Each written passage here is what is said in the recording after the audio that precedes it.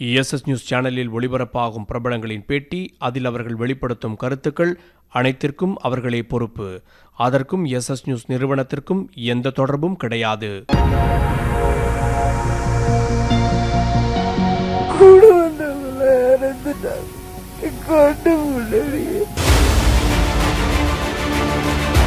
Mount Everest உச்சியை போய் தொடங்குது, அப்பா எவ்வளோ போராட்டம்டா அப்படின்ற மாதிரி இருந்துச்சு. அவங்க தமிழ் பீப்புளே மீட் பண்ணல மவுண்ட் எவரெஸ்ட் சம்மிட்ல. ஏன்னா நான் தானே ஃபர்ஸ்ட் டைம் உமனே. ஸோ யாருக்குமே அவங்களுக்கும் அவ்வளோவா தமிழ் பீப்புள் இதெல்லாம் பண்ணுவாங்கன்ற ஒரு ஹோப்பே இல்லை. அவங்க 8848னா 8830 மீட்டர்ல நான் இருக்கேன். 18 மீட்டர்ஸ் தான் டிஃப்ரெண்ட். ஆனால் அந்த பாயிண்ட்ல போயிட்டு சரிஞ்சு விழுந்துட்டு பார்த்துருப்பீங்க நிறைய வீடியோலலாம். ஒரு பொண்ணு இறந்து கிடப்பாங்க. நானுமே இந்த வீடியோலாம் பார்க்கும்போது பார்த்தேன் அது. ஆனால் அந்த இடத்துல தான் அந்த பாடி இருக்குன்றது எனக்கு தெரியாது. டக்குன்னு சரிஞ்ச உடனே அவங்க பாடியில் போய் குத்திருச்சு.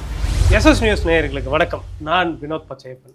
இன்னைக்கு நம்ம கூட இணைந்திருக்கக்கூடிய சிறப்பு விருந்தினர், உலகிலேயே மிகப்பெரிய சிகரமாக கருதப்படக்கூடிய மவுண்ட் எவரெஸ்டை ஏறிய முதல் தமிழ் பெண் முத்தமிழ் செல்வி நாராயணன் அவர்கள் நம்மோடு இணைந்திருக்கிறார். அவரோடு பேசலாம். வணக்கம் மேம். வணக்கம் சார். எப்படி இருக்கீங்க? நல்லா இருக்கேன். உங்களோட வீடியோஸ் தான் இன்ஸ்டாகிராமில் பரவலாக பரவிட்டே இருந்தது. ஒரு கட்டத்தில் முதல் முறையாக எவரெஸ்டை ஏறினீங்க அப்படின்றப்ப எப்படி ஃபீல் பண்ணீங்க? அந்த பயணம் எப்படி இருந்தது, அதை பற்றி சொல்லுங்கள். இட்ஸ் ஹார்டஸ்ட்டு பார்த்துன்னே சொல்லலாம். பட் எவ்வளோ ஹார்டஸ்ட்டாக இருந்தாலும் நம்ம சக்ஸஸ் போய் ரீச் பண்ணதுக்கப்புறம் இட்ஸ் ஃபீல் கம்ப்ளீட் அப்படின்னும் போது எல்லாமே நார்மல் ஆகிடும். கடவுளை தான் இமயமலையில் போய் இருப்பாங்க அப்படின்னே கேள்விப்பட்டிருக்கேன். பட் நம்மளே கடவுள் தான் இனிமேட்டு இமயமலை உச்சியை தொட்டுட்டோம் அப்படின்ற ஒரு ஃபீல் எனக்கு கிடைச்சது. முதல் முறையாக ஏறுறீங்க, அதுவும் மவுண்ட் எவரெஸ்ட்டை ஏறணும்னு எப்படி டிசைட் பண்ணீங்க? மவுண்ட் எவரெஸ்ட் எனக்கு ட்ரீம்லாம் கிடையாது. ஃபஸ்ட்டு வரலாற்றில் இடம் பிடிக்கணுன்றது என்னோட கோலு. அதுக்காக மவுண்ட் எவரெஸ்ட்டை சூஸ் பண்ணேன். மவுண்ட் எவரெஸ்ட்டை சூஸ் பண்ணீங்க, சரி. அதுக்கு எப்படிலாம் தயாராகணும் அப்படின்ற ஒரு திட்டம் வகுத்தது எப்படி பண்ணீங்க? யார் உங்களுக்கு கைட் பண்ணாங்க? ஃபஸ்ட்டு எனக்கு யாருமே கைட் பண்ணலை. சின்ன வயசில் ஒரு இன்சிடெண்ட்டு. இந்த மாதிரி நான் ஸ்போர்ட்ஸில் காம்படிஷனில் தோத்துட்டேன். அப்போ என்னோடய பிடி டீச்சர் சொன்னது என்னென்னா, நீ ஒன்றும் மவுண்ட் எவரெஸ்ட்லாம் ஏறி ஒன்றும் இதுவாகலடி, 400 மீட்டர் தான், அடுத்த டைம் வரும் பார்த்துக்கலாம் அப்படின்னு அவங்க சொல்லிட்டாங்க. ஆனால் அப்போ எனக்கு தெரியாது அது மவுண்ட் எவரெஸ்ட்னு. நான் வரலாற்றில் இடம் பிடிக்கணும், மவுண்ட் எவரெஸ்ட் சூஸ் பண்ணணுன்றதெல்லாம் ஓகே. ஆனால் மவுண்ட் எவரெஸ்ட்டில் இவ்வளோ ப்ராப்ளம் இருக்குது, இவ்வளோ மணி ஆகும் அப்படின்றதெல்லாம் எதுவுமே தெரியாது. அப்புறம் தான் நான் சூஸ் பண்ணதுக்கப்புறம் தான் தெரிஞ்சது இது டெத் இருக்குது அப்படின்னு. அப்புறம் தான் தெரிஞ்சது லைக் 45 lakhsலேருந்து 55 lakh அரௌண்ட் 1 crore வரைக்கும். அது டிபெண்ட்ஸ் ஆன் உங்களோட நீடட் வரைக்கும் அப்படி இருக்கான்றது எனக்கு தெரியும். தென் ஐ டிசைடட், ஓகே எவ்வளோ கஷ்டம்னாலும் பரவாயில்ல, வரலாற்றில் இடம் பிடிக்கணும், அவ்வளோதான் நம்ம கோல், அதுக்கு எப்படி இருந்தாலும் பார்த்துக்கலாம் அப்படின்ற மைண்ட் செட். ஃபேமிலி எப்படி சப்போர்ட் பண்ணாங்க? லாஜிஸ்டிக்கலாக இதுக்கான செலவுகள் எல்லாம் இருக்குது, அதெல்லாம் எப்படி மீட் பண்ணீங்க? ஓகே, எனக்கு ஃபஸ்ட்டு நான் என்னோட ரிலேட்டிவ்ஸ் கிட்ட தான் ஃபஸ்ட்டு மூவ் பண்ணேன் ஸ்பான்சருக்கு. ஏன்னா நான் ஒரு 3 வேர்ல்ட் ரெக்கார்டு தொடர்ந்து பண்ணியிருந்தேன் மவுண்ட் எவரெஸ்ட்க்கு முன்னாடி. ஸோ அதுலேயே நான் ஏர்ன் பண்ண காஸ்ட் எல்லாமே இதுவாகிடுச்சு. அப்போ எனக்கு மணியே இல்லை. அந்த டைமில் என்னென்னா, ஓகே நம்மளா ட்ரை பண்ணி அதாவது எங்கேயாவது வெளியில் வாங்கினோன்னா கஷ்டம். இட்ஸ் லைக் 45 lakhs அபோவ் ஆகும். அதனால் ஃபஸ்ட்டு நம்ம ட்ரை ரிலேட்டிவ் கிட்ட ஸ்டார்ட் பண்ணலான்னு அப்படியே ஸ்பான்சர் கலெக்ட் பண்ண ஆரம்பித்தேன். ஃபஸ்ட்டு எனக்கு ஒரு 4.5 lakhs வந்துருச்சு. ஆனால் அந்த 4.5 lakhs வந்துச்சு தவிர அதுக்கு மேலே என்னால் போகவே முடியல. லைக் 9 months வெயிட் பண்ணிகிட்டு இருக்கேன் ஸ்பான்சருக்காக, எனக்கு கிடைக்கவே இல்லை. கொடுத்தவங்கலாம் ஒரு பேட் ஒப்பீனியன் என் மேலே வச்சுட்டாங்க. என்னடா அந்த பொண்ணு பணம் வாங்கிடுச்சு, ஆனால் இது பண்ணல. நான் வேறு ஜப்பான் போயிருந்தேன். ஸோ அந்த டைமுக்கு அப்புறம் இந்த கலெக்ட் பண்ணதுக்கப்புறம் ஜப்பான் போயிருந்தேன். என்னோட பர்சனல் விஷயமா நான் போயிருந்தேன். ஸோ அவங்களோட தாட்ஸ் எல்லாமே என்னென்னா, ஓகே இவங்க பணம் வாங்கிட்டு இவங்களோட பர்சனல் இதுக்கு யூஸ் பண்ணிட்டாங்க அப்படி இப்படின்னு நிறைய திங்கிங் என்னை சுற்றி அப்படி இப்படி நியூஸ் இதுவாச்சு. ஆனால் என் மைண்டில் நான் ரெஜிஸ்டர் பண்ணிட்டேன். ஒவ்வொருத்தவங்களோட பணத்தையும் எனக்கு வரும்போதே அவங்க பேர் போட்டு அவங்க அமௌண்ட் போட்டு சேவ் பண்ணி வச்சேன். இன்கேஸ் நம்ம ஏறலைன்னா நம்ம திருப்பி கொடுத்துடணும் அப்படின்ட்டு. ஆனால் ரிட்டன் நான் ஜப்பானில் இருக்கும்போது எனக்கு கால் வந்துச்சு. நான் திருநாக்கர் IPS சார்கிட்ட இந்த மாதிரி என்னோடய ரெக்வெஸ்ட்டை கொடுத்துருந்தேன். அப்போ அவங்கள கூப்பிட்றாங்கம்மா நீங்கள் வாங்க அப்படின்னு சொல்லிட்டு எனக்கு ஃபோன் பண்ணி இன்ஃபர்மேஷன் பாஸ் பண்ணாங்க. உடனே இமீடியட்டாக நான் ஜப்பான்லேருந்து வந்துட்டு உதய் சாரை மீட் பண்ணேன். அப்போ டெப்டி சிஎம்மாக இருந்தாங்க. உதய் சார் மீட் பண்ணும்போது அவருக்கே ஒரு டிஃப்ரெண்ட்டாக இருந்துச்சு. அதாவது ஏன் மவுண்ட் எவரெஸ்ட் ஏறணும் ஆசைப்பட்றீங்க அப்படின்னு. வரலாற்றில் இடம் பிடிக்கணும் அப்படின்னு. அதாவது ட்ரீமை வச்சு ஒரு விஷயம் பண்ணணும்னு நினைப்பாங்க. ட்ரீமே இல்லாமல் ஒரு விஷயத்த பண்ணுறது நானாக தான் இருப்பேன். பட் ஆனால் அந்த இடத்துல சொன்னாங்க, அதுக்கு வந்து சாகிற அளவுக்கு ஒரு விஷயத்த எடுப்பீங்களான்னு. எனக்கு வந்து சாவுக்குலாம் பயம் இல்லை அப்படின்னு சொல்லிட்டு அப்படியே தான் ப்ராக்டிக்கலாக பேசினேன். எனக்கு வந்து டெப்டி சிஎம் அப்படின்னு நான் யாரையுமே பார்த்தேன்னு வச்சுக்கோங்களேன், அந்த பயத்தோடு பேச மாட்டேன். எல்லாருமே மனுஷங்க தான். ஸோ மனுஷங்களுக்கான ஒரு பதவி தானே, அந்த பதவிக்காக நம்ம பயப்படணும் அப்படின்ற தாட் இல்லை. அவர்கிட்ட பேசும்போது அவரே வந்து எப்படி ஒரு யாருமே ட்ரை பண்ணாதது, ஒரு மென்னும் ட்ரை பண்ணல, ஒரு விமனும் இது வரைக்கும் யாரும் ட்ரை பண்ணல, எந்த ஒரு எக்ஸ்பீரியன்ஸும் இல்லை, வித்தவுட் நாலேஜ் வித்தவுட் எக்ஸ்பீரியன்ஸில் ஒரு பொண்ணை ட்ரை பண்ணுறதே பெரிய விஷயமா அவர் ஃபீல் பண்ணார். ஏன்னா டெத்து அதாவது 50-50% தான் அப்படின்றது உன்னை இமீடியட்டாக வந்து ஸ்பான்சர் பண்ணுறேன்ட்டாங்க. அந்த முயற்சியை வந்து பாராட்டி, ஏன்னா யாரும் ட்ரை பண்ணலன்னு. அப்போ இட்ஸ் எ ஹோப் எனக்கு கிடச்சிது. அப்போ எவ்வளோ ஸ்பான்சர் பண்ணி ஃபஸ்ட்டு எனக்கு வந்து ஸ்பான்சர் பண்ணுறேன்னாங்க, அதுக்கப்புறம் எனக்கு தெரியாது. ஓகே. அப்புறம் நான் நியர்லி க்ளோஸில் போய் அந்த ஸ்பான்சர் வாங்கும்போது 10 lakhs தான் எனக்கு வந்துச்சு. 10 lakhs வச்சு என்னால் ஒன்றும் பண்ண முடியாது அப்படின்னு சொல்லிட்டு, அதுக்கப்புறம் அந்த செக்கை வாங்க போகும்போது அவர் என் ஃப்ரண்ட் ஆஃப் அவர் செக்கு கொடுக்குறாரு. எனக்கு அப்போ தான் தெரியும் 10 lakhs தான் எனக்கு ஸ்பான்சர் இது பண்ணியிருக்காங்கன்னு. அப்போ எல்லோரும் ஒரு ஹாப்பியாக தானே போய் ரிசீவ் பண்ணுவாங்க அந்த செக்கை. நான் வந்து எனக்கு என்னென்னா, எனக்கு வித்தின் 1 வீக்கில் நான் வந்து நேபாள் போகணும். ஸோ 25 lakhs வரும் அப்படின்னு நான் எக்ஸ்பெக்ட் பண்ணது. பட் எனக்கு வந்து 10 தான் வந்துச்சு. சடன்லி நான் எப்படிடா ரெடி பண்ணுறதுன்னு எனக்கு ஒன்றுமே புரியல. நீங்கள் எவ்வளோ அரேஞ்ச் பண்ணி வச்சுருக்கீங்க? நான் அதுக்கப்புறம் அரேஞ்ச்மெண்ட் பண்ணிட்டேன். இந்த இதை எனக்கு கொடுக்குறேன்னே நான் அங்கங்கே கலெக்ட் பண்ணி ஒரு 10 lakhs ரெடி பண்ணிட்டேன். ஸோ எனக்கு இந்த 25 இருந்தால் இட்ஸ் எனஃப் மணி அப்படின்றது நான் பிளானோட இருந்தேன். கடைசியில் என்னென்னா 10 lakhs எனக்கு ஒரே ஷாக்கிங் ஆகிடுச்சு. ஃபேஸ் எல்லாம் ஒரு மாதிரி டல்லாகிடுச்சு. எல்லாரும் ரொம்ப ஹாப்பியாக போய் அந்த செக்கை வாங்குவாங்க. நான் ரொம்ப சோகமாக போய் வாங்கினேன். எனக்கு இதை வச்சு நான் என்ன பண்ணுறது அப்படின்ற மைண்ட் செட்டில் தான் வாங்கினேன். அப்புறம் அவரே கேட்டாங்க, என்னம்மாச்சு, ஏன் ஒரு மாதிரி இருக்கீங்க, ஹாப்பியாக தானே வாங்கினோம் அப்படின்னு. இல்லை சார், எனக்கு இதை வச்சு ஒன்றுமே பண்ண முடியாது. வித்தின் 1 வீக் தான், அதை 4 days 5 days தான் இருந்துச்சு எனக்கு. அப்போ நான் 5 days எப்படி சார் நான் வந்து 15 lakhs அரேஞ்ச்மெண்ட் பண்ண முடியும்? நான் 1 year ட்ரை பண்ணி இவ்வளோ தான் நல்லா கலெக்ட் பண்ண முடிஞ்சது, என்னால் கஷ்டம் சார் அப்படின்னு. அப்புறம் அவங்க புரிஞ்சுக்கிட்டாங்க. அதுக்கப்புறம் இமீடியட்டாக ஒரு லெட்டர் எழுதி கொடுங்க அப்படின்னு சொன்னாங்க. அதுக்கப்புறம் இமீடியட்டாக போய் ஒரு லெட்டர் எழுதி கொடுத்த உடனே ஸ்பான்சர் கம்பெனிலேருந்து எனக்கு கால் வந்துச்சு. இமீடியட்டாக நான் வீட்டுக்கே ரீச் ஆகல, உடனே எனக்கு ட்ரான்சாக்ஷன் பண்ணிட்டாங்க ஸ்பான்சர் கம்பெனிலேருந்து. ஸோ ரொம்ப ஹாப்பியாக இருந்துச்சு. ஏன்னா நம்ம நினைக்கிறது நம்ம ரொம்ப ஹார்ட்ஃபுல்லாக ஃபீல் பண்ணுறோம் அப்படின்னா கண்டிப்பாக நடக்கும். உண்மையிலே நான் இவ்வளோ இன்றைக்கி 7 continentலாம் பண்ணியிருக்கேன்னா உதய் சாரோட மெயின் சப்போர்ட்டுன்னே சொல்வேன். ஓகே. ஸோ எவரெஸ்ட் ஏறும்போது எப்படி இருந்தது? உங்களுக்கு காசெல்லாம் வந்துடுச்சு, இருந்தாலும் ஒரு மிகப்பெரிய ஒரு எக்ஸ்பென்சிவான ஒரு விஷயம் அது. ஒரு 1 way டிக்கெட் மாதிரின்னு கூட நிறைய பேர் சொல்லுவாங்க. மவுண்டனியர்ஸ்லாம் போனால் நியர் டெத் எக்ஸ்பீரியன்ஸு ஃபீல் பண்ணிட்டு வந்தவங்க சொல்லுவாங்க. இறந்தவர்களும் கதைகளை பற்றி இறந்தாங்க அப்படின்னு சொல்லுவாங்க. அவங்களோட உடல்கள்லாம் அங்கேயே இருக்குன்னு சொல்லுவாங்க. நீங்கள் போனப்போ எப்படி இருந்தது அந்த இடம்? ஆக்சுவலி எனக்கு மவுண்ட் எவரெஸ்ட் போகும்போது நான் வந்து ரொம்ப எக்ஸாஸ்ட் ஆகி வீட்டிலே எக்ஸாஸ்ட் ஆகி தான் போனேன். ஓகே. ஸ்பான்சரே எனக்கு கிடைக்காதனால அலைஞ்சிட்டே இருந்தேன் பார்த்தீங்களா. அதில் ரொம்ப லீன் ஆகிட்டேன். ஃபுட்டே இல்லை எனக்கு, ஃபுல்லாக ஸ்பான்சர் மைண்ட் செட் தான். ஸோ எல்லாருமே மவுண்ட் எவரெஸ்ட் போகணுன்னா ஒரு 6 month அவங்க பாடியை வந்து செட் பண்ணிப்பாங்க. அப்படி இப்படின்னு ஃபிட்னஸ் அப்படி இப்படின்னு ரெடி பண்ணி பக்காவாக போவாங்க. பட் எனக்கு பக்காவாக போகிறதுக்கு ஒரு நாளும் எனக்கு கிடைக்கல. ஸோ அதனால் ஃபுல் பாடி இங்கேயே எக்ஸாஸ்ட் தான், ஒன்றுமே இல்லை உடம்புல அப்படின்வாங்களா, அவ்வளோ லீன் ஆகி தான் போனேன். ஸோ அங்கே போய் ப்ரிப்பேர் பண்ணிக்கலாம் அப்படின்ற மைண்ட் செட்டில் தான் போயிருந்தேன். ஸோ அங்கே வந்து எனக்கு நிறைய விஷயம் மவுண்டனிங் பற்றியே எனக்கு தெரியாதுல்ல. ஸோ நான் பண்ணுற ஒவ்வொரு விஷயம் யாராவது பார்த்து தான் கற்றுப்பேன். அவங்க என்ன பண்ணுறாங்கன்னு பார்ப்பேன், அது பார்த்து நான் லேர்ன் பண்ணிப்பேன். தெரியலன்னா என்ன பண்ணுவேன், நான் கேட்டு தெரிஞ்சுப்பேன். எனக்கு எப்பயுமே ஒரு கேரக்டரு நம்ம எல்லாமே தெரிஞ்சு தான் எல்லா விஷயம் பண்ண முடியுமானா அப்படி கிடையாது. சில நேரத்தில் சில சுச்சுவேஷனில் தெரியாமல் கூட இருக்கலாம், அது கேட்டு கூட தெரிஞ்சுக்கலாம். அப்படி நான் கேட்டு பண்ண என்னென்னா, சில பேருக்கு வந்து ஒன்றுமே தெரியல மவுண்ட் எவரெஸ்ட்டை போய் ஏற வந்திருக்கேன்னா ஒரு மாதிரி என்னை பற்றி நிறைய பேசிக்கிறது. அப்படி எனக்கு தெரியும் அவங்க ஹிந்தியில் பேசுகிறாங்க, எனக்கு தெரியாதுன்னு நினச்சி பேசுவாங்க. எனக்கு ஹிந்தி புரியும், அது அவங்களுக்கு தெரியாது.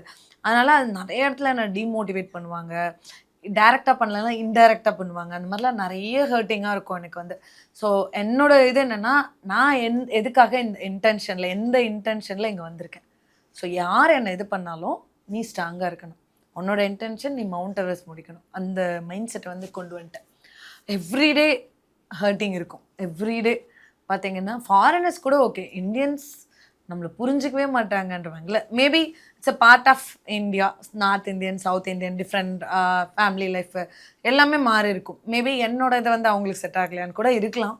ஸோ என்னை ரொம்ப இம்பேக்ட் பண்ணுச்சு எவ்ரிடே வந்து. ஏன்னா அவங்க வந்து தமிழ் பீப்புளே மீட் பண்ணலை மவுண்ட் எவரெஸ்ட் சம்மிட்டில். ஏன்னா நான் தானே ஃபஸ்ட் டைம் உமனே. ஸோ யாருக்குமே அவங்களுக்கும் அவ்வளோவா வந்து தமிழ் பீப்புள் வந்து இதெல்லாம் பண்ணுவாங்கன்ற ஒரு ஹோப்பே இல்லை அவங்களுக்கு. ஸோ இது பிரேக் பண்ணணுன்ற தாட் வந்துச்சு எனக்கு அவங்க பேசிக்கிறத வச்சு. ஸோ நெவர் கிவ் அப் அப்படின்ற தாட்டில் தான் நான் போனேன்.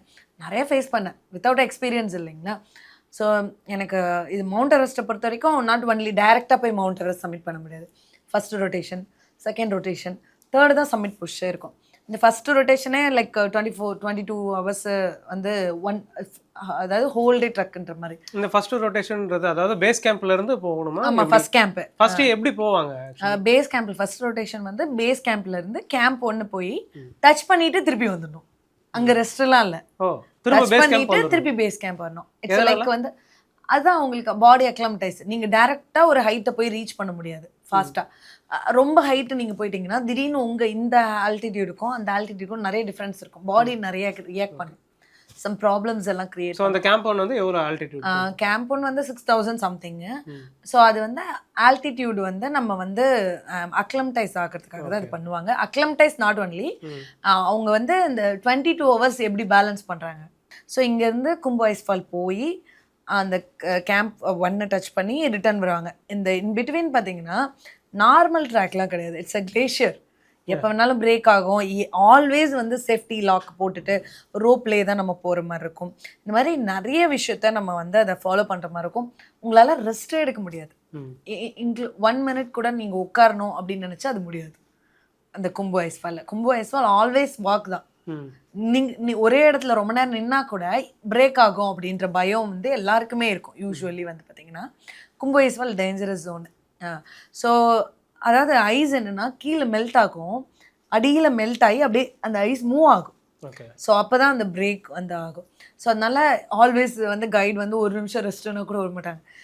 Dangerous zone, we can stay here அப்படி இப்படின்னு சொல்லிட்டே இருப்பாங்க. அண்ட் கேம்ப் 1 டச் பண்ணிட்டு ரிட்டர்ன் வர்றதுக்குள்ளே அதான் இன்னைக்கு நைட்டு நான் போய் காலையில் ரீச் ஆவேன். காலையில் அங்கேருந்து கிளம்பி நைட்டுக்குள்ளே வந்து ரிட்டர்ன் வரணும். ஓகே, இது வந்து லைக் ஒரு 24 ஹவர்ஸ்க்குள்ளே லைக் 22 ஹவர்ஸ் 20 ஹவர்ஸ் டு 22 ஹவர்ஸில் பண்ணிடலாம். ஏன்னா அப் ரொம்ப டஃப்பாக இருக்கும், டவுன் வந்து கொஞ்சம் ஈஸி இல்லைங்களா யூஸ்வலி. ஸோ அதனால அதில் அது நிறைய வந்து இந்த கேம்ப் 1 தான் வந்து நிறைய லேடர் இருக்கும். லேடர் கிராசிங் அதிகமாக இருக்காது. பேஸ் கேம்ப்லேருந்து கேம்ப் 1 தான். ஓகே, அதேமாதிரி ஜுமாரிங் பாயிண்ட் நிறையா இருக்கும். ஜுமாரிங் பாயிண்ட் ஈஸியாக இருக்காது. ஃபுல் பாடியை நீங்கள் லிஃப்ட் பண்ணணும். அது ஸ்னோவில் வந்து உங்களுக்கு grip கிடைக்காது. உங்களோட ஷூ வச்சு லாக் பண்ணணும். இப்படி வாலில் ஸ்டீப் வாலாக இருக்கும், நம்மளோட ஷூ வச்சு லாக் பண்ணணும். அந்த மாதிரி நிறைய டாஸ்க் தான் வச்சுக்கோங்களேன். ஸோ ஹார்டஸ்ட் ஆல்வேஸ் வந்து ஜுமாரிங் பண்ணும்போது நம்ம கை வந்து மூமெண்ட்லேயே இருக்கும். யூஸ்வலி பார்த்தீங்கன்னா நீங்கள் பேஸ் கேம்ப்லேருந்து நாட் ஒன்லி கேம்ப் 1 இந்த மவுண்ட் எவரெஸ்ட் சம்மிட் வரைக்குமே உங்கள் கை வந்து மூமெண்ட்ஸ் தான். ஜுமாரிங் வந்து போட்டுட்டு மூவ் பண்ணிகிட்டே தான் போவாங்க, இப்படியே தான். அந்த வந்து கிளாம்ப் பண்ணி அங்கங்கே வந்து ட்ரில் பண்ணி வச்சிருப்பாங்க. ஜாயின் ரோப்ஸ் இருக்கும், ஸ்ட்ரெயிட் ரோப் இருக்காது, ஒவ்வொரு இடத்துல கனெக்டிங் பாயிண்ட் இருக்கும். ஓகே, ஒரு வீடியோ பார்த்துருந்தேன். அதாவது நீங்கள் ஒருத்தர் இறந்துட்டாங்க அப்படின்னு சொல்லிட்டு அழுது இருப்பீங்க அந்த மலை ஏறும்போது, எவரெஸ்ட் ஏறும்போது. அந்த சம்பவத்தை பற்றி சொல்லுங்கள். நிறைய பேர் இருந்தாங்க. ஃபஸ்ட்டு இறந்தது என்ன அப்படின்னா எங்களோட டீம்லேயே இருந்தவங்க ஃபாரினர்ஸில் ஒருத்தவர் வந்து ஆஸ்திரேலியன் பர்சனு. அவர் வந்து என்கிட்ட பேசினார் பர்சனலாகவே. வந்து நான் வந்து நாலேஜே இல்லாமல் போனேன். அவர் வந்து அதுக்கு முன்னாடி நிறைய பீக்லாம் கிளைம் பண்ணிட்டு போயிருக்கார் மவுண்ட் எவரெஸ்ட் ஏறதுக்கு. அவர் என்கிட்ட கேட்டார், உங்களுக்கு பயம் இருக்கான்னு கேட்டார். ஒரு மீட்டிங் நடக்கும் எவரெஸ்ட்க்கு முன்னாடி. அப்போ வந்து அந்த மீட்டிங்கில் பேசும்போது எனக்கு எதை பற்றியும் தெரியாதுல்ல, அதனால எனக்கு பயமே இல்லை. பயம் இருக்கான்னு கேட்டார். பயம்லாம் இல்லை அப்படின்னு சொல்லிட்டு. ஆனால் அவர் சொன்னார் எனக்கு பயமாக இருக்குது அப்படின்னு சொன்னார். ஸோ அவர் சொன்னது, அவர் இறந்த உடனே அது ஃபீல் இட்ஸ் கனெக்டிங் இல்லை. எனக்கு வந்து ஹார்ட்ஃபுல்லாக அது எனக்கு கனெக்ட் ஆகிடுச்சு. அப்போ வந்து என்னடா அது அவர் சொன்னவரே இப்படி இறந்துட்டாரு, நான் வந்து எனக்கு பயம் இல்லைன்னு சொன்னேன். ஆனால் எனக்கு ஒன்றுமே தெரியாது, என்னால் எப்படி முடியும் அப்படின்ற ஒரு பயம் எனக்குள்ளே இருந்துச்சு. ஆனால் ஆல்வேஸ் நான் டிசைட் பண்ணுறதுக்கு முன்னாடி தான் திங்க் பண்ணணும். டிசைட் பண்ணிட்டு நீ திங்கே பண்ணக்கூடாதுன்ற ஒரு மைண்ட் செட் அப்பப்போ நானே பேசிப்பேன். என்னோட டீமில் இந்தியன் போலீஸ் ஆஃபீஸர் இருந்தார். அவருக்கு வந்து ஆக்சிஜன் காலி ஆகிடுச்சு. மவுண்ட் எவரெஸ்ட் சப்மிட் பண்ணிட்டு கீழே இறங்கும்போது அதை நான் பார்த்த உடனே அவருக்கு நான் ஆக்சிஜன், என்னோட ஸ்பேர் ஆக்சிஜன் அவருக்கு கொடுத்துட்டு நான் கீழே இறங்கிட்டு டென்ட்டுக்கு வந்து, அதாவது இறங்கிட்டேன்னா எவரெஸ்ட் சப்மிட் பண்ணிட்டு கேம்ப் 2 டேரெக்டாக வந்தால் தான் சேஃப் ஜோனு. ஏன்னா ஆக்சிஜன் வந்து நாங்கள் 46 ஹவர்ஸ் 48 ஹவர்ஸ்க்கு தானே பிளான் பண்ணி வந்திருப்போம். ஆனால் வந்து அந்த ஆக்சிஜன் வந்து அதை தாண்டிட்டோம் டைமு. ஸோ அதனால அந்த சேம் டே என்னால் கேம்ப் 2க்கு போக முடியல. கேம்ப் 4 தான் ரீச் பண்ண முடிஞ்சது. நைட் ஆயிடுச்சு அதுக்குமே. கேம்ப் 4ல நான் டென்ட்டில் ரீச் ஆனோடனே என்னோட ஸ்பேர் ஆக்சிஜன் அவருக்கு கொடுத்துட்டேன். இருந்த ஆக்சிஜன் காலி ஆயிடுச்சு. ஆக்சிஜன் காலியாக என்னால் மூச்சு விட முடியல. ரொம்ப கஷ்டப்பட்டேன். அழுகிறேன் நான் வந்து. அப்போ வந்து இந்த போலீஸ் ஆஃபீஸர் வராரு. என்னோட டென்ட்டுக்கு உள்ளே வந்துட்டாரு. வந்துட்டு நான் ஆக்சிஜனுக்கு அழுகிறேன். என்னோட கைடு வந்து, ஏன்னா அவருக்கும் ஃபேமிலி இருக்குது. யாருமே யாரோட ஆக்சிஜனும் கொடுக்க மாட்டாங்க மவுண்ட் எவரெஸ்ட் பொறுத்த வரைக்கும். அங்கே ஆல்ரெடி அந்த மீட்டிங்கில் என்ன சொல்லுவாங்கன்னா, உங்களுக்கு ஃப்ரெண்டாகவும் இருக்கலாம், ஹஸ்பண்டாகவும் இருக்கலாம், என்னவா உங்கள் குழந்தையா கூட இருக்கலாம். உங்கள் கிளைண்ட், உங்கள் கைடு, நீங்கள், உங்கள் உயிர், நீங்கள் சேஃபாக வரணும். அதான் ரூல். உங்களோடதை யாருக்கும் ஷேர் பண்ணக்கூடாது, including one part of gloves கூட. ஏன்னா உங்களுக்கு இல்லைன்னா நீங்கள் என்ன பண்ணுவீங்க? உங்களுக்கு ஃப்ராஸ்ட் பைட் வந்துடும். ஸோ அதனால இந்த இடத்துல இந்த ஹியூமனிட்டி அப்படின்ற மைண்ட் செட் வச்சுக்க கூடாது. ஓகே, ரொம்ப கான்ஷியஸா ஆமா ஆமா, உங்களோட இது நீங்க சேஃபா வரணும், உங்க family waiting for you. Okay, ரொம்ப செல்ஃபிஷா. ஆமா, அப்படிதான் இருக்கும். ஆஸ் எ மவுண்டனரா அவங்க எல்லாம் ப்ரிப்பேர்டு. நான் மவுண்டனர் இல்லைல்ல, நான் ப்ரிப்பேர்டா இல்லை. நான் வந்து ஒரு நார்மல் பர்சன் மவுண்ட் எவரெஸ்ட் ஏறப்பிருக்கேன். ஸோ என்னோட தாட்ஸ் அப்படி இருக்காதுல்ல. நான் நார்மலாக இருக்கும், நான் கொடுத்துட்டு வந்துட்டேன். ஆனால் நான் அழுகிறேன், என்னால் மூச்சு விட முடியல. எப்படின்னா, நீங்கள் ட்ரீம் பண்ணி பாருங்களேன், மவுண்ட் எவரெஸ்ட்டையும் அச்சீவ் பண்ணிட்டேன். தெரியாத ஒரு விஷயத்த அவ்வளோ கஷ்டப்பட்டு நிறைய ப்ராப்ளம் நான் சப்மிட் பண்ணுறதுக்கு முன்னாடி எல்லாரும் சப்மிட் பண்ணிட்டாங்க. நான் வந்து சப்மிட் பண்ணவே போகல. எனக்கு சுற்றி ப்ராப்ளம் நடக்குது. அந்த பொண்ணு இறந்துருச்சு, எனக்கு கைடுக்கு ஆக்சிஜன் மாஸ்கில் ஆக்சிஜன் பாஸ் ஆகலை. அதனால ஒரே இடத்துல 2 மணி நேரம் வெயிட் பண்ணிட்டு இருக்கேன். அப்போ தான் வந்து வெயிட் பண்ணும்போது ரொம்ப விண்டு ஃப்ரீஸ் ஆகி அடிக்கும் போது அந்த காற்று அடித்து ஃப்ராஸ்ட் பைட் எனக்கு ஃபேஸ்லலாம் வந்துடுச்சு. சார் நான் ரைட் சைடில் திரும்பி பார்க்குறேன்னு அந்த அடிக்க என்னால் வலி தாங்க முடியலன்னு ரைட் சைடில் பார்த்தா டெட் பாடி, இந்த லைக் 10 வருஷத்துக்கு முன்னாடி இறந்தவங்க டெட் பாடிலாம் அப்படியே எல்லோயிஷாக பார்க்குறேன். அப்போ எல்லா இம்பேக்டும் நான் பார்த்துட்டேன். அது பார்த்து என்னோட கைடு நம்ம திரும்பி போயிடலான்னு சொல்கிறாரு. அப்பயும் நான் வந்து ஐயோ, நான் வந்து முதல் பெண்ணுன்னு வந்தேன், உங்களுக்கு புரியாது. அவர்கிட்ட போய் அந்த நேரத்தில் எக்ஸ்பிளைன் பண்ண முடியாதுல்ல. என் மனசுக்குள்ளே நான் பேசிக்கிறேன், நான் முதல் பெண்ணு மவுண்ட் எவரெஸ்ட் ஏற வந்தேன்னு சொல்லிட்டு வந்தனே, நாளைக்கு என்ன சொல்லுவாங்க, இவர் சொல்கிறாருன்னு நான் திரும்பி போயிட்டேன்னா. அவர் வந்து என் உயிரை காப்பாற்றணும்னு சொல்கிறாரு. அவர் கைடு இல்லைங்களா. கைடோட தாட் என்னென்னா, நம்ம கிளைண்ட்டை சேவ் பண்ணணும்னு நினைப்பாங்க. அவர் அந்த தாட்டில் சொல்கிறாரு. எனக்கு என்னென்னா, நான் போய் இதை சொன்னால் நம்புவாங்களா? இந்த பொண்ணுக்கு ஏறத்துக்கே இது இல்லை, அதனால அந்த பொண்ணு ரிட்டர்ன் வந்துருச்சு. ஏன்னா சாதிச்சவங்க சொல்கிறத இந்த உலகம் நம்பும், சாதிக்காதவங்க எதை சொன்னாலும் நம்பாது. அவனால் முடியாது அப்படின்ற ஒரு தாட். மக்களே அப்படிதான். நீ ஃப்ரெண்டே இருந்தால் கூட நீங்கள் சொன்னீங்கன்னா கூட நம்ப மாட்டாங்க. இது வந்து ஹியூமனோட தாட்ஸ் அப்படிதான். தோத்துட்டேன் அப்படின்னா யாரும் நம்ப மாட்டாங்க. கூட என் குழந்தைங்க கூட நம்புவாங்களான்னு கேட்டால் மேபி இருக்காது. அதனால தோல்வி மட்டும் இருக்கக்கூடாது. ஒன்று வெற்றியோ தோல்வியோ நீ முடிச்சிரு. ஆல்வேஸ் எதுவாக இருந்தாலும் நீ உச்சியை தொற்று, அதுக்கப்புறம் நடக்கிறது நடக்கட்டும் அப்படின்ற மைண்ட் செட்டில். என்னோட கைடு வந்து ஹிலாரி ஸ்டெப்பில் போய் நான் மாட்டிக்கிட்டேன். ஹிலாரி ஸ்டெப்பில் என்னென்னா, ஏற்கனவே லேட்டு, எல்லோரும் சப்மிட் பண்ணிட்டு கீழே இறங்குறாங்க. நான் ஹிலாரி ஸ்டெப் லைக் க்ளோஸ், பார்த்தீங்களா லைஃப் எப்படி உங்களுக்கு டெஸ்ட் பண்ணுது பார்த்தீங்க, அந்த மாதிரி என்னை டெஸ்ட் பண்ணுச்சு. 8848னா 8830 மீட்டரில் நான் இருக்கேன். ஓகேங்களா. அந்த 18 மீட்டர்ஸ் தான் டிஃப்ரெண்ட்டு. ஆனால் அந்த பாயிண்ட்ல போயிட்டு சரிஞ்சு விழுந்துட்டேன். ஹிலாரி ஸ்டெப்பு ஒரு கால் தான் வைக்க முடியும். எனக்கு புதுசு இல்லை, எனக்கு ஹிலாரி ஸ்டெப் இப்படி இருக்குன்னு எனக்கு தெரியல. நான் வீடியோலாம் பார்த்தேன், ஆனால் இப்படி ஒரு கால் வச்சுட்டு இன்னொரு கால் வைக்க முடியுமான்றது எனக்கு தெரியாது. சார் ரொம்ப ஹார்டஸ்ட் விஷயம். ஏன்னா டைரெக்டாக கேம்ப் 2 கீழே இருக்கும். பார்த்தீங்கன்னா எப்படின்னா, நம்ம மொட்டை மாடியில் நிற்கும் போதே சேஃப் ஜோனில் தான் இப்படி பார்ப்போம். இப்படி பார்த்தாவே பயந்துருவோம். அப்படின்னும் போது உங்களுக்கு எவ்வளோ ஹைட்டு டிஃப்ரென்ஸில் நீங்கள் அந்த எட்ஜில் கால் வச்சுருக்கீங்க. என்னென்னா, அந்த எட்ஜ் ஆஃப் த வால்னு சொல்கிறாங்க. அதான் வேர்ல்டு எட்ஜ் ஆஃப் த வால் தான் மவுண்ட் எவரெஸ்ட் வால் தான். அந்த எட்ஜ் ஆஃப் த வாலில் சம் பிளேசஸில் ஐஸ் வந்து நல்லா இதுவாக இருக்கும், சில இடத்துல ராக் தான் தெரியும். அப்போ இந்த ராக்கில் போயிட்டு நம்ம கிராம்பன்ஸ் வந்து லாக் ஆகாது இல்லை, இட்ஸ் ஆணி மாதிரி தானே இருக்குது. அந்த ராக்கில் வந்து டான்ஸ் ஆடும் இப்படி அப்படி ஆகும் போது என்னன்னா, உங்களுக்கு டக்குன்னு ஸ்லிப் ஆகிடும் சம்டைம்ஸ். அது மாதிரி எனக்கு ஸ்லிப் ஆகிடுச்சு. நான் ரோப் மாட்டியிருந்தேன். அந்த ஸ்லிப் ஆனோடனே சரிஞ்சு, நீங்கள் பார்த்துருப்பீங்க நிறைய வீடியோலலாம், ஒரு பொண்ணு வந்து இறந்து கிடப்பாங்க. ப்ளூ கலரு, லைட் ப்ளூவில் ஒரு இது வந்து, நானுமே இந்த வீடியோலாம் பார்க்கும்போது பார்த்தேன் அது. ஆனால் அந்த இடத்துல தான் அந்த பாடி இருக்குன்றது எனக்கு தெரியாது. டக்குன்னு சரிஞ்ச உடனே அவங்க பாடியில் போய் குத்துடுச்சு. என்னோட கிராம்பன்ஸ் வந்து குத்துனது மட்டும் இல்லாமல், உங்களுக்கு ஒரு பக்கம் வந்து நான் பின்னாடி இப்படி திரும்புகிறேன், எனக்கு பயம். ஒரு தடவை பார்த்ததுக்கே நானா இல்லை. ஒரு பக்கம் அது ஒரு பயம், ஒரு பக்கம் அவங்க பாடியில் குத்தி இருக்கு, அது ஒரு பயம். எனக்கு என்ன பண்ணுறேன்னே தெரியல. அதே இடத்துல சிங்கப்பூரியன் வந்து விழுந்து இறந்துட்டாரு. ஆனா அவர் ஆக்சுவலி தமிழன் தான், சிங்கப்பூர் சிட்டிசன். அவர் இறந்துட்டாரு. அதே டைம்ல தான் அவரும் வராரு. நீங்க போன சமயத்துல? ஆமா, எனக்கு முன்னாடியே போய் இறந்துட்டாரு அவரு. நான் சப்மிட் பண்றதுக்கு ஒரு நாள் முன்னாடியோ அதுக்கு முன்னாடி நாளோ அவரு போயிட்டு சப்மிட் பண்ணிட்டு இறந்துட்டு. ஆமா, சப்மிட் பண்ணிட்டு ரிட்டர்ன் வரும்போது அந்த இடத்துல அப்படியே தொங்கிட்டு தான் இருந்தார் அவர் வந்து. ஆனா எனக்கு தெரியல, ஏன்னா அது வந்து ஸ்ட்ரெயிட்டா இருக்கும், நம்மளால எட்டி பார்த்ததா, எட்டிலாம் அங்க பார்க்க முடியாது, அங்கேயே தான் இருந்தாரு. போன வருஷம் தான் அவங்க பாடி ரெக்கவரி பண்ணாங்க. இந்த பாடி 3 இயர்ஸ் கழிச்சு, 2 இயர்ஸ் ஆச்சு. 2025ல 2023 நாங்க பண்ணோம், 25ல தான் பண்ணாங்க அவங்க பாடி. அது வரைக்கும் மிஸ்ஸிங் கேஸ்ல கொடுத்துருந்தாங்க. யூஸ்வலி டெட் பாடியை பார்த்துட்டு பக்கத்துல இருந்துச்சுன்னா அவங்களால கொடுத்துட முடியும். இவர் ஹிலார் ஸ்ட்ரிப்ல தொங்கிட்டு இருக்காருல ரோப்ல, அதனால கீழே தொங்குறதுனால அவங்க பாடி வந்து இதுவான தானே, யாராவது கட் பண்ணி விட மாட்டாங்க. ஸோ அந்த பாடி கிடைக்கிற வரைக்கும் ஒன்றும் பண்ண முடியாது. ஸோ அந்த பாடி அதுக்கப்புறம் கிடைச்சிருக்கு 2 இயர்ஸ் கழிச்சு, அது விழுந்த இடத்துல. ஸோ அதுக்கப்புறம் அந்த பாடி டெத் அப்படின்னு அனௌன்ஸ்மெண்ட் பண்ணாங்க. அந்த இயர் வரைக்கும் மிஸ்ஸிங் கேஸ் தான் வச்சுருந்தாங்க. ஸோ அப்போ அந்த இடத்துல விழுந்துட்டேன். ஆனால் நான் வந்து என்னென்னா, நாமே அந்த பாடியில் டச் பண்ணலன்னா கீழே போயிருப்பேன், இன்னும் கொஞ்சம் கீழே போய் தங்கியிருப்பேன். எனக்கு அந்த பாடியில் டச் பண்ணதுனால என்னை கீழே போக முடியல. ஆனால் யூஸ்வலி யாருமே அங்கே ஹெல்ப் பண்ண மாட்டாங்க. என்னோட கைடு வந்து, நான் வேற கொஞ்சம் லெஸ் வெயிட் தானே இல்லைங்களா, ஸோ மென் கம்பேர் பண்ணும்போது லேடிஸ் வந்து, நான் அப்போல்லாம் 45 அந்த ரேஞ்சில் தான் இருந்தேன் வெயிட்.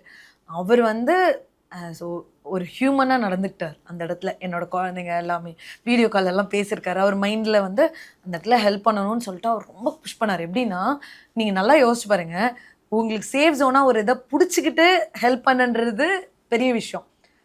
அதுவே வந்து யாரும் யோசிப்பேன். இப்போ கிணத்துல வந்து விழுந்துட்டாங்கன்னாவே அவங்க நிறைய லாகெல்லாம் போட்டுட்டு தொங்குவாங்க, இல்லை எங்கேயாவது மேலேருந்து தொங்குறாங்கன்னா எல்லாம் சேஃப்டி போட்டுட்டு தான். இங்கே வந்து சேஃப்டியும் ஒன்றுமே இல்லை, எட்ஜ் ஆஃப் த வால். இந்த எட்ஜ் ஆஃப் த வால்ல ரோப், ஆமா எப்படி ரோப் இருக்கு, இப்படி இந்த ரோப்ல போட்டிருக்காங்க. இன்கேஸ் அவங்க இப்படி சாயறாங்கன்னா கூட அந்த ஐஸ் கூட பிரேக் ஆகலாம், சொல்ல முடியாது. ஸோ அதனால அந்த ரிஸ்க் எடுத்து அவர் எப்படின்னா ஒரு கையில புஷ் பண்றாரு, இப்படி சாயவும் முடியாது, சாஞ்சா அவரும் விழுந்துருவாரு. இப்படிதான் இருக்கு எட்ஜ் ஆஃப், எப்படின்னா ஒரு கால் தான் வைக்க முடியும். அவ்வளோ இதுல வந்து அவர் புஷ் பண்ணி என்னை இழுத்தாரு. எனக்கு காலங்க மாட்டிருக்கு, ரொம்ப கஷ்டப்படு. எப்படின்னா அவங்கள வந்து டெத்தை காமிச்சு காமிச்சு பயம்பத்தோம்ல, அது வந்து நான் என் லைஃப்ல நிறைய பார்த்துருக்கேன். அப்புறமா மவுண்ட் எவரெஸ்ட் உச்சியை போய் தொடங்குது, அப்பா எவ்வளோ போராட்டம்டா அப்படின்ற மாதிரி இருந்துச்சு. Great feel.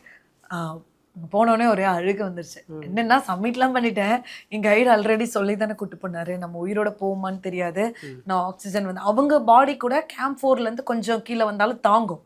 நம்ம பாடி வந்து எக்ஸாஸ்ட் ஆயிடுச்சு, தூக்கமே இல்லை, உங்களுக்கு சாப்பாடு இல்லை, ஆக்சிஜனும் ஃபினிஷ்னா நீங்கள் என்ன ஆகும் உங்கள் பாடி? நம்ம பாடி தாங்காது. அவங்க பாடி வந்து அடாப்ட் ஆயிருக்கு. கேம்ப் 4லேருந்து கீழே போனாங்கன்னா அவங்களால பொழைச்சிருவாங்க யூஸ்வலி, நம்மளால அப்படி இருக்க முடியாது. எவ்வளோ நேரம் ஆச்சு கீழே இருந்து மேலே போய் ரீச் ஆகுது? எத்தனை நாள் ஆச்சு? 5 நாள். 5 நாள் சம்மிட்க்கு 5 நாள் ஆயிடுச்சு. ஒரு நாள் தான் தூங்குறோம், மற்ற நாள்லாம் தூங்க முடியாது. ஓகே, இப்போ ஏறிட்டீங்க, ஏறினதுக்கப்புறம் இறங்கும் போது எப்படி இருந்தது?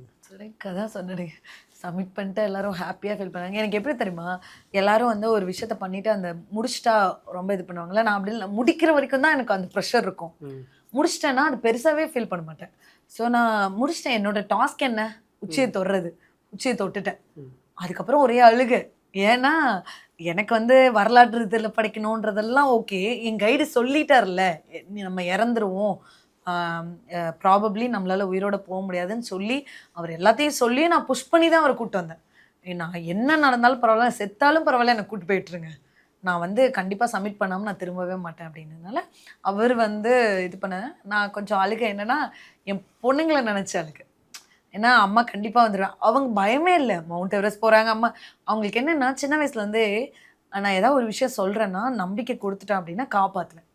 அது வந்து அவங்களுக்கு அப்படியே கிரியேட் பண்ணிட்டேன். அவங்க அதாவது மைண்ட் செட் பண்ணி வச்சுருப்பாங்கல்ல, அம்மா செஞ்சிருவேன் அப்படின்ற மைண்ட் செட் பண்ணி வச்சுட்டேன். அந்த ஹோப் அவங்க இழந்துருவாங்களோ, அந்த ட்ரஸ்ட்டை உடச்சிருவனோ அப்படின்ற அந்த ஒரு இன்செக்யூர் ஃபீல் வந்து ஒரு ஆஸ் எ மதரா. அதுக்கு முன்னாடி வரைக்கும் நம்ம தமிழ்நாடு வரலாற்று அப்படின்றது போயிடுச்சு, முடிச்சிட்டேன்ல, அதுக்கப்புறம் தமிழ்நாடு வரலாறுலாம் ஆல்ரெடி டன்னு. ஸோ என்னோட பர்சனல் லைஃப் பசங்களை நினச்சி அப்படியே ரொம்ப ஃபீலு, ஐயோ என் குழந்தை என்ன பண்ணும் அப்படின்ற தாட்டே அப்புறம் தான் வருது.